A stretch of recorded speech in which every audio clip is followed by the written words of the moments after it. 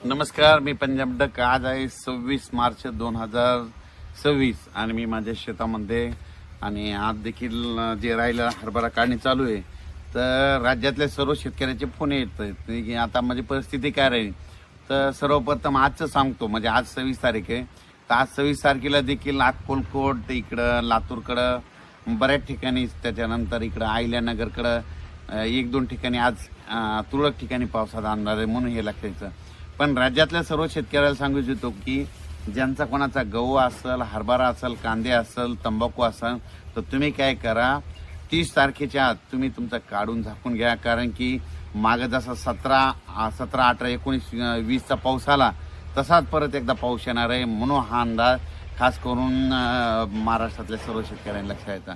मग सांगायचं झालं तर हे पाऊस कुठं पडणार आहे, तर सांगायचं झालं तर सुरुवातीला हे पाऊस काय होणार आहे की सुरुवातीला येणारे म्हणजे नंदुरबार जिल्हा, धुळे जिल्हा, धुळे, मालेगाव ह्या पट्ट्यामध्ये काय होणार आहे, तो पावसाला सुरुवात होणार आहे.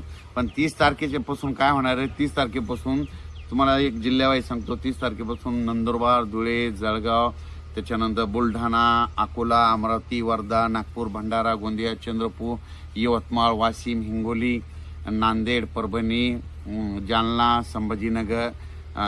संभाजीनगर, बीड जिल्हा, लातूर जिल्हा, धाराशिव जिल्हा, अहिल्यानगर, त्याच्यानंतर कोकणपट्टीकडे देखील, म्हणजे साताऱ्यापासून, कुडाळपासून ते डायरेक्ट मुंबईपर्यंत, म्हणजे ह्या पट्ट्यामध्ये देखील कोकणपट्टी, पुणे असा करत करत मुंबईला देखील पडणार. म्हणजे ह्या 3 दिवसात काय होणार आहे, दररोज एक दिवस मात्र प्रत्येक ठिकाणी थोडा पाऊस येईल, काही ठिकाणी सोडून देखील देईल, म्हणून हे अंदाज लक्षात येतात. आणि या पावसामध्ये सगळ्यात महत्त्वाचं सांगायचं झालं म्हणजे याच्यामध्ये एक तर वारं देखील असणार आहे. जिथं पाऊस नाही पडला तिथं नुसतं वारं सुटलं, आणि जिथं काही ठिकाणी गारपीट देखील होणार आहे. त्याच्यानंतर काही ठिकाणी हवामान म्हणजे नुसतं आभाळ देखील येईल, आणि काही ठिकाणी पेंडोलचा पाऊस पडेल, म्हणून हा अंदाज सर्व शेतकऱ्यांनी लक्षात द्यायचा. वीट उत्पादकांना सांगू इच्छितो की तुम्ही काय करा, 29 तारखेला तुमच्या विटा कच्च्या असतील तर झाकून घ्या, कारण की 30 पासून म्हणजे पाऊस येणार, म्हणून हे लक्षात येतं. त्याच्यानंतर कर्नाटकच्या शेतकऱ्याला सांगू इच्छितो की कर्नाटकमध्ये धारवाड जिल्हा झालो, तिकोटी झाला, निपाणी, त्या परिसरातल्या कोल्हापूरच्या ऊस शेतकऱ्याला सांगू इच्छितो की तुम्ही काय करा, तुमचा कोणता गहू, हरभरा असेल तर काय करा, 30 पर्यंत काढून घ्या. तुमच्याकडे मात्र चांगल्या स्वरूपाची गारपीट होणार आहे, काही ठिकाणी गारपीट देखील होणार आहे, साताऱ्याकडे देखील गारपीट होणार आहे, म्हणून आंबा उत्पादक शेतकऱ्यांनी हा देखील अंदाज लक्षात द्यायचा. त्याच्यानंतर म्हणजे सांगायचं झालं तर हा पाऊस सांगायचं झालं तर म्हणजे 29, 31, 1, 2 त्या दरम्यान दररोज वेगवेगळ्या भागात जाणार आहे, म्हणून हा अंदाज लक्षात घ्यायचा. आणि परत एक शेतकऱ्याला सांगू इच्छितो की या वर्षीचा उन्हाळा म्हणजे 2024च्या उन्हाळ्यात आता यापुढे अवकाळी कसा येणार, यापुढे तुम्ही काय करा, एक गोष्ट लक्षात घ्या, कंप्लीट 10 दिवसाला राज्यात अवकाळी येणार. म्हणजे हे गणितात लिहून ठेवा. म्हणजे किती, म्हणजे कसं होणार आहे की ऊन तापणार, उन्हाचा पारा चांगला 38, 39, 40, 41 जाणार, 8 दिवसामध्ये जाणार की लगेच 10व्या 11व्या दिवशी लगेच पाऊस हजर होणार. मग सांगायचं झालं तर कसं सांगतो, तुम्हाला सांगतो.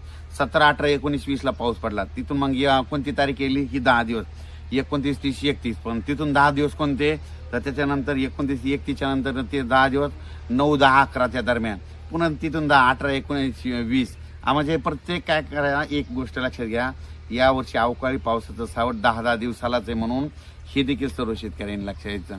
मग सांगायचं झालं तर मग काय करायचं, हळदीवाले खास करून शेतकरी वाशिम जिल्ह्यातले, तर त्यांना काय करा, तुम्ही काटकसरीनं तुम्ही तुमची हळद कशी साठवून शिजून झाकून ठेवायची, तुम्ही तुमची तयारी ठेवा. कारण की राज्यात म्हणजे सध्या यावर्षीनं काय होणार आहे, 10 दिवसालाच एकदा वातावरण खराब होणार आहे. पण हे पाऊस तुम्हाला सांगतो अवकाळी असतो, अवकाळी सगळीकडे पडत नाही, म्हणून हे सर्वप्रथम शेतकऱ्यांना लक्षात येतं. अवकाळीच असतो, एका भागात पडतो, कोणत्या भागाला सोडून देतो, म्हणून हे देखील सर्व शेतकऱ्यांनी लक्षात घ्यायचं. नाशिककडल्या कांदा शेतकऱ्याचे फोन देखील आले, तर त्यांचं म्हणणं की काय होईल, तर त्या कांदा उत्पादकांना सांगू इच्छितो की तुम्ही काय करा, तुमचा नाशिक झालं, सटाणा झालं, त्याच्यानंतर मालेगाव झालं, त्याच्यानंतर येवला, त्याच्यानंतर निफाड, त्याच्यानंतर वैजापूर, गंगापूर, कन्नड ह्या पट्ट्यामध्ये देखील कांद्याचं खूप आहे. म्हणून त्यांना सांगू इच्छितो की तुम्ही